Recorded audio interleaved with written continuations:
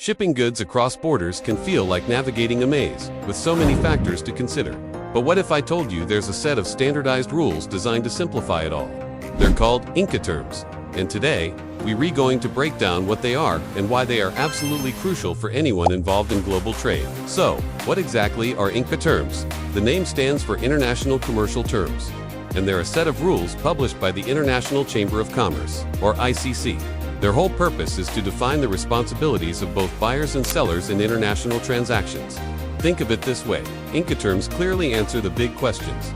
Who pays for shipping? Who handles the insurance? And most importantly, who bears the risk if the goods are lost or damaged in transit? In short, Incoterms help everyone know exactly who is responsible for what and when during the entire shipping process. Now, you might be wondering why this is so important. Imagine trying to trade internationally without these rules. It could easily become a nightmare.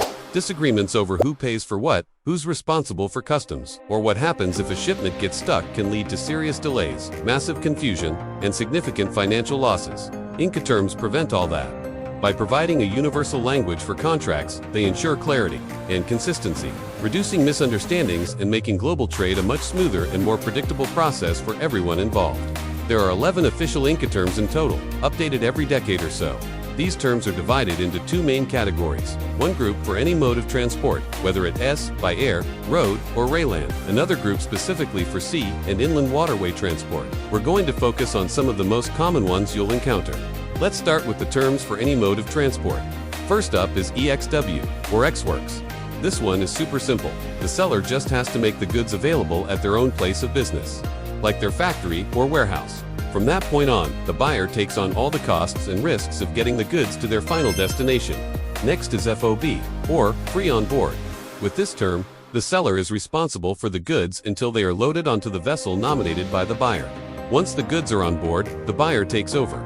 Then we have CIF, which stands for Cost, Insurance, and Freight. Here, the seller pays for the shipping and insurance until the goods reach the destination port. After that, the buyer assumes responsibility. Finally, there's DDP, or Delivered Duty Paid. This is the all-inclusive option.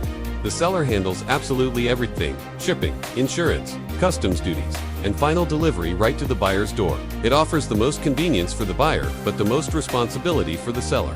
For shipments traveling by sea, the terms get a bit more specific. You'll see FAS, which means free alongside ship. In this case, the seller delivers the goods right next to the ship at the designated port, and the buyer is responsible for loading them and everything that follows. We already mentioned FOB, Free on Board, which is also used in sea transport. Again, the seller gets the goods loaded onto the ship, and then the responsibility shifts to the buyer.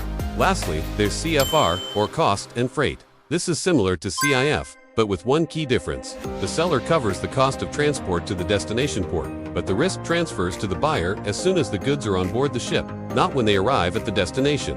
So, as you can see, each Incoterm precisely defines who handles costs like transport, insurance, and duties. But just as importantly, it clarifies the exact moment when the risk of loss or damage transfers from the seller to the buyer. This transfer point is critical. For most terms, once the goods are handed over to a carrier or loaded onto a ship, the buyer officially assumes the risk for the rest of the journey. Choosing the right Incoterm really depends on your business, how much control you want over the shipping process, and how much risk you're willing to take on. As a seller, you might prefer terms that give you more control over the logistics, like CIF or DDP. As a buyer, you might prefer terms that place more of the shipping burden on the seller, like EXW, where you control the entire process from the get-go. To wrap it up, Incoterms are an essential tool for smooth and successful international trade. They create a clear, efficient framework that minimizes risks and helps you avoid costly disputes. Whether you're buying or selling globally, taking the time to understand these terms can save you a ton of time, money, and headaches down the line. Thanks for watching. If you found this video helpful and want to learn more, don't forget to hit that like button and subscribe for more business insights. See you in the next one.